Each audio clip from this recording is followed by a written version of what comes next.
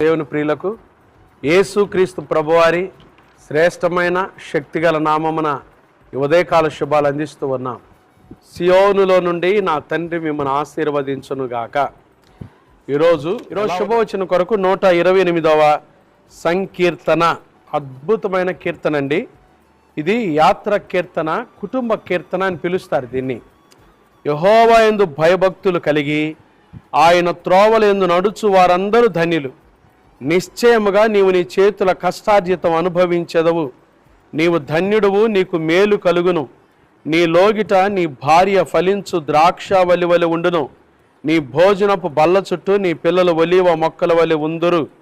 యెహోవా యందు భయభక్తులు గలవాడు ఇలాగు ఆశీర్వదింపబడును. చాలా శ్రేష్టమైన కీర్తన.